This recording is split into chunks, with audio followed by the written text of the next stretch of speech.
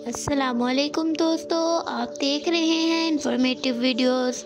दोस्तों, हम सब जानते हैं कि पैसा हमारी ज़िंदगी में कितनी वैल्यू रखता है, क्योंकि पैसे के बगैर कोई चीज़ भी नहीं खरीदी जा सकती। इवन के खाना भी पैसे के बगैर नहीं खरीदा जा सकता। दोस्तों, आज के दौर में हर मुल्क के पास अपनी अपनी अलग करेंसी मौजूद है। आज की वीडियो में ऐसे मुल्कों के बारे में बात करेंगे जिनकी मुल्की करेंसी बैनुल-अक़वामी सतह पर बहुत ज़्यादा अहमियत रखती है। इनमें से एक करेंसी स्विट्ज़रलैंड की करेंसी है। दोस्तों, स्विट्ज़रलैंड की करेंसी स्विस फ्रांस के नाम से जानी जाती है। स्विट्ज़रलैंड का फाइनेंशियल सिस्टम दुनिया भर में अपनी स्टेबिलिटी और इंटेग्रिटी के लिए मशहूर है। स्विस बैंकिंग सिस्टम को हाई लेवल ऑफ कॉन्फिडेंशियलिटी और ट्रांसपेरेंसी से जाना जाता है। स्विट्ज़रलैंड की करेंसी को सेफ हेवन करेंसी कंसीडर किया जाता है, जहां इन्वेस्टर्स अपने पैसों को सिक्योर समझते हैं।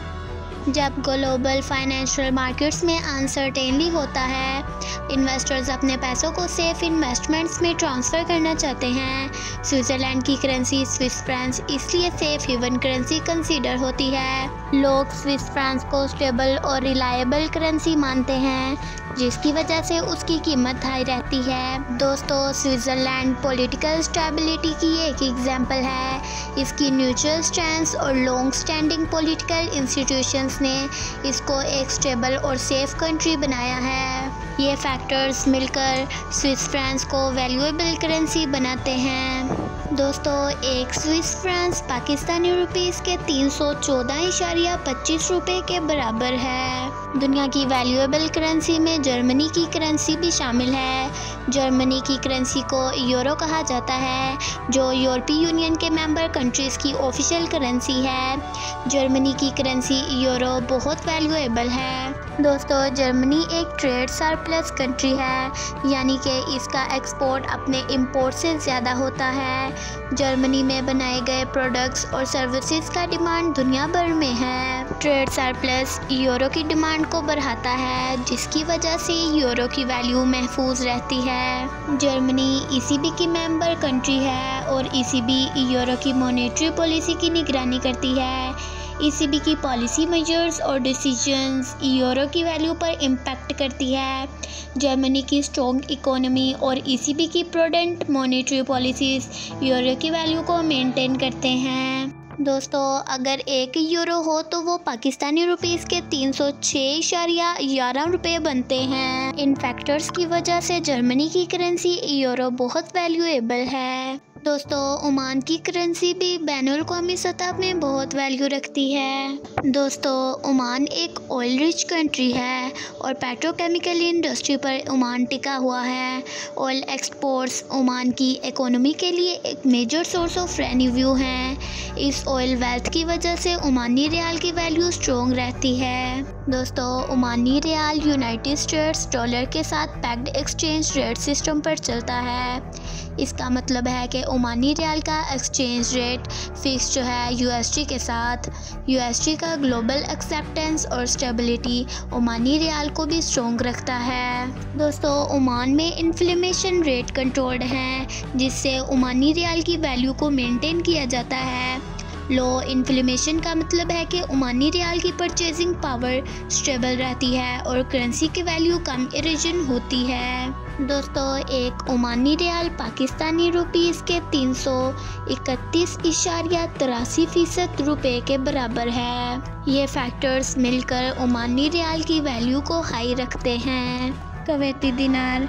दोस्तों, कुवैती दिनार को दुनिया की सबसे मजबूत करेंसी माना जाता है, जिसमें एक दिनार 3.26 डॉलर के बराबर है। कुवैत सऊदी अरब और इराक के दरमियान खलीज फारिस पर वाक़या है। दोस्तों, कुवैत दुनिया के सबसे बड़े तेल पैदा करने वाले ममालिक में से एक है। मुल्क के अहम तेल के ज़खायर इसकी इक़्तिसादी ताकत और इस्तेहकाम में अहम किरदार अदा करते हैं। तेल की बरामदात से कुवैत को खातिरख्वाह आमदनी होती है, जिससे वो अपनी करेंसी की कदर को बरकरार रखता है। कुवैती दिनार को बैनुल-अक़वामी करेंसियों की एक टोकरी में लगाया जाता है, जिसमें अमरीकी डॉलर बुनियादी जज़ो होता है। ये बेक करेंसी को इस्तेहकाम और एतबार फ्राहम करता है, क्योंकि ये बड़ी करेंसियों के मुकाबले में एक मुकर्रर शरह मुबादला को बरकरार रखने में मदद करता है। दोस्तों, कुवैत के पास आलमी सतह पर सबसे बड़े खुद मुख्तार दौलत फंड हैं, जिसे कुवैत इन्वेस्टमेंट अथॉरिटी के नाम से जाना जाता है। खुद मुख्तार दौलत फंड का वजूद कुवैती दिनार को मजबूती फराहम करता है।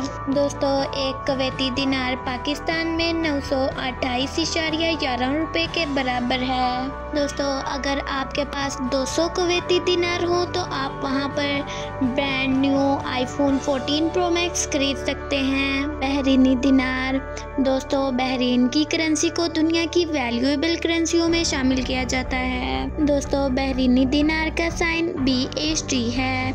इसे दुनिया की बेहतरीन करेंसियों में इसलिए शामिल किया जाता है क्योंकि इसमें तेल के वसीह ज़खायर मौजूद हैं। बैनुल-अक़वामी बैंकों और मालियाती इदारों की मौजूदगी भी बहरीनी दिनार की मांग में इजाफा करती है। बहरीनी दिनार का वैल्यूएबल होने की एक अहम वजह यह भी है कि इसे अमेरिकी डॉलर के साथ लगाया जाता है। दोस्तों, बहरीनी दिनार इतना वैल्यूएबल है कि अगर आपके पास 500 बहरीनी दिनार हों तो आप एक ब्रांड न्यू कार खरीद सकते हैं। दोस्तों, एक बहरीनी दिनार पाकिस्तान में 765 रुपये के बराबर है। केमन आइलैंड। दोस्तों, केमन आइलैंड की करेंसी का नाम केमन आइलैंड डॉलर है, जिसे KYD में रिप्रेजेंट किया जाता है। ये कैरिबियन में एक बरतानवी समंदर पार इलाका है। ये एक छोटा सा जजीरा है जिसमें 68,000 लोग आबाद हैं। दोस्तों, केमन आइलैंड की करेंसी को दुनिया की छठी बड़ी करेंसी माना जाता है। दोस्तों, केमन आइलैंड की करेंसी को 1922 में इंट्रोड्यूस करवाया गया था। इस करेंसी के मशहूर होने की एक वजह यह भी है कि यहाँ पर जो चीज़ें बिकती हैं उन पर टैक्स नहीं लगाया जाता, क्योंकि ये ज़रूरत की ज़्यादातर अशिया खुद ही उगाते हैं। दोस्तों, केमन आइलैंड एक मशहूर सियाहती मकामात है जो अपने मशहूर और खूबसूरत साहिलों की वजह से जाना जाता है। सियाहत की सनत गैर मुल्की करेंसी की आमद को राग़िब करती है, जिससे जज़ायर केमन डॉलर की कदर में मदद मिलती है। दोस्तों, केमन आइलैंड का $1 पाकिस्तान में 342 रुपये के बराबर है। US dollar. दोस्तों, US डॉलर अमेरिका की करेंसी है जिसे 1972 में इंट्रोड्यूस किया गया था। US डॉलर के कीमती होने की एक वजह यह भी है कि इसे तजारत के लिए हर मुल्क में इस्तेमाल किया जाता है और ये करेंसी हर मुल्क में एक्सेप्ट की जाती है। अमेरिकी डॉलर दुनिया की बुनियादी रिजर्व करेंसी का दर्जा रखता है। बहुत से ममालिक में ये करेंसी इस्तेमाल की जाती है। डॉलर की ये मांग इसकी कदर को मजबूत करती है। दोस्तों, एक अमेरिकी डॉलर पाकिस्तान में 284 रुपये के बराबर है। ये थी हमारी आज की वीडियो। उम्मीद है आपको वीडियो पसंद आई होगी। मिलते हैं अगली वीडियो में, तब तक के लिए अल्लाह हाफिज़।